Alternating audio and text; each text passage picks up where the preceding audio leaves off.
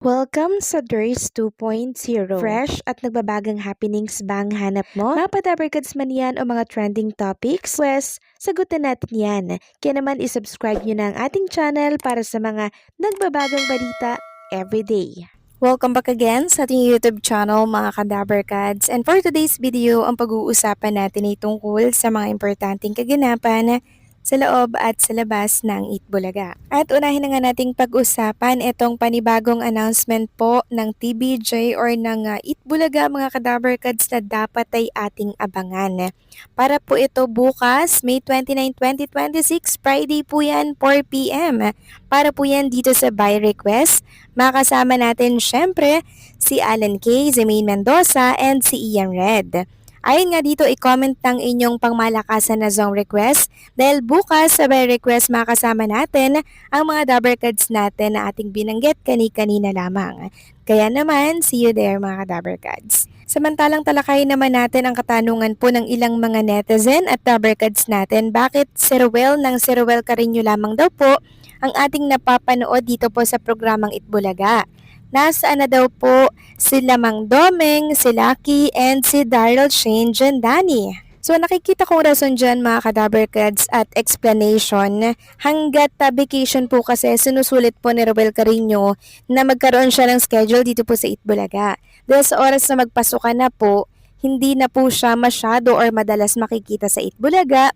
Like Sabado na lamang natin siya makakasama. Kaya until pre pa po si Ruel Carino, makikita natin siya mga Kadabarkads. Pero pagsapit po ng pasukan, yun, doon natin mamimiss ng husto si Ruel Carino. Ang papalit naman po kay Ruel ay syempre sila Mang Domeng, si Lucky, Daryl Shane. Kaya sana wag po itong bigyan ng kahulugan ng ilang mga netizen na baka daw po inalis na ang ilan sa mga clones. Nakakontrata po yan sa programang Itbulaga. At sa mga naghahanap po mga Kadabarkads kay Mang Domeng, may update nga po si John Ryle Kiambao. Kasama niya po si Mang Domeng sa kanilang farm. So pumunta po doon si Mang Domeng kasi parang business partner ata sila ni John Ryle Kiambao. Baka mag-poultry sila or what na naiisip nilang business mga Kadabarkads. Sabi niya nga dito, Happy Thursday Dabarkads. Today meron akong meeting with my business partner. Sino kaya? Nakita nga natin dito si Mang Domeng mga Kadabarkads. So magaling na po. Wala nang sakit si Mang Domeng. Kaya marahil sa mga susunod po na araw or linggo, makakasama natin siya sa Itbulaga. Samantalang Yun Yuki, meron pong mensahe para po yan sa mga Dabarkads natin. Sabi niya nga dito, this was the biggest and most unforgettable birthday celebration I ever had and my heart is truly full. To everyone who greeted and celebrated my birthday with me yesterday, thank you so much from the bottom of my heart. Your kind messages, prayers, blessings, and love truly made my day extra special. I am so grateful to my friend, fans, colleagues, and everyone who took the time to celebrate with me. Thank you for always supporting and cheering me on, sending all my love and appreciation to each one of you. Ayan po yung mensahe ni Yunil Kim para po sa mga supporters niya na talaga namang nakiisa at nakisaya, nakiselebrate ng kanyang birthday. Samantalang SQ Dabarkads Eunice Janine mga Kadabarkads, may panawagan po para po sa mga nasunugan. Dito po yan sa Pulong Candy, Santa Ana, Taguig City. So parang meron silang urgent drive mga Kadabarkads, May 30 to 31, 2026. Siyempre, tutulong sila dito na magpaabot ng kanilang makakaya doon sa nalikom po nila. So, ito po yung BPI GCash BDO na pwede nyo pong pagsendan mga Kadabarkads ng inyong mga donation. Ayon nga dito, hundreds of families affected by the fire. May 25, 2026, a fire in Pulong Candy, Santa Ana, Taguig quickly escalated to the fifth alarm affecting a large residential community. Many families have been displaced with homes and personal belonging lost within hours. This tragedy has brought uncertainty, fear, and an urgent need for basic essentials such as food, clean water, clothing, and temporary shelter.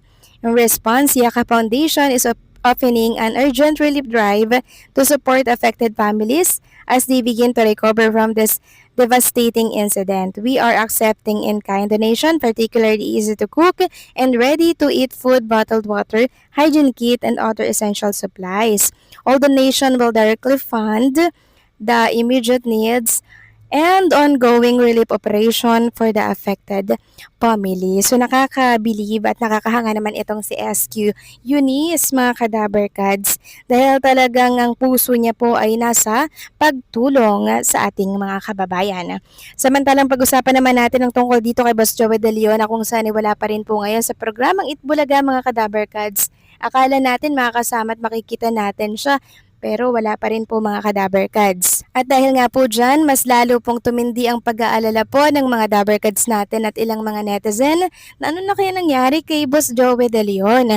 So eto po, mga kadaber Kads, wag na po kayong mag-alala dahil for sure kung makapagbigay lamang po ng statement si Boss Joey De Leon, sasabihin niya lamang na okay lang ako, wag kayong mag-alala sa akin, babalik din ako sa programang Itbulaga. Marahil nagpapalakas lang or nagpapagaling lang po si Boss Joey De Leon, kaya hindi pa po natin siya nakikita at nakakasama sa programang Itbulaga. Kaya please lang po, mga kadaber Kads, wag na po kayong mag-alala sa kanya kasi okay lamang po si Boss Joey De Leon. Samantalang next topic naman, pag-usapan naman natin itong bagong balita para po yan sa direktor ng Itbulaga na si Ice Higuera, mga kadaber Kads. So meron tayong napag-alaman dito na bago. Kaya sana po itapusin niyo ito hanggang sa dulo. Ayon nga dito, nakilala at naging child superstar si Ice Higuera dahil sa Itbulaga, kung saan naging finalist siya ng Little Miss Philippines noong 1987. Ngayon ay direktor na si Ice Higuera sa longest running noontime show. Nagsimula si Ice bilang direktor ng Itbulaga noong Miyerkules, May 27, which is kahapon 2026. Bagi ng post niya social media, "It's my first day on the job. I had trouble sleeping the past few days dahil sa kakaisip. While I'm used to directing concerts, live TV is totally different animal. I have more to learn but I think today was a good day." Nagpasalamat si Ice sa mga host Itbulaga na sina Jenny Ferre at Direk Pochi Rivera. Natupad na rin daw ang pangarap ng kanyang mami, Karing. So Ice Higuera offered to direct Itbulaga episodes. Nakatext ko si Ice kinagabihan at ibinahagi niya kung paano siya kinuhang direktor ng Itbulaga niya. While we were doing the preps for the clone concert, Ate Jenny asked me if I would be interested in directing episodes of Itbulaga since matagal ko na ring pangarap ito at ang mama ko, I readily said yes. Pinatapos lang nila mga concert ko. Panibagong challenge sa kanya ang mag-direct ng isang daily show na natutunan daw niya sa programang kinalakihan niya. My experience with Itbulaga and my many years of being in this industry prepared me. Dagdag na text ni Ice. Nilinaw ni Ice Higuera na si Direk Pochi Rivera pa rin daw ang main director ng Itbulaga. Right now, our main director is still Direk Pochi, but may commitment ako sa kanila every month. Kamusta ang first day nito nila bilang director? Sabi ni Ice, my first day was nerve-wracking. It's my first live TV directorial job. Sanay ako sa concert and tape show, but since this is live, ibang klase concentration and presence of mind ang kailangan. But we have amazing people working sa Itbulaga, kaya ang dami kong natutunan sa kanila. Text niya ito, mga kadaber Kads, mas mataas pa rin daw ang TV ratings ng It's Showtime kesa sa Itbulaga. Pero you can never can tell ngayong nagdedirect na rin si Ice ng noontime show ng TV5. Siya nga pala sina Direk Ice at Vice Ganda ng It's Showtime ay parehong ambassador ng White Party Manila Rig Night na gaganapin sa Unit 27 sa World Trade Center, Manila, Vendia Avenue, Pasay City.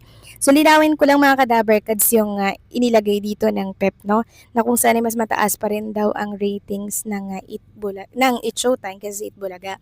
Ang It's Showtime naman kasi ang dami pong mga channel na pinag-eerehan, di ba? While Itbulaga is 2 channel lang, pero ang dami pa rin pong nanonood at mataas ang kanilang mga sponsors.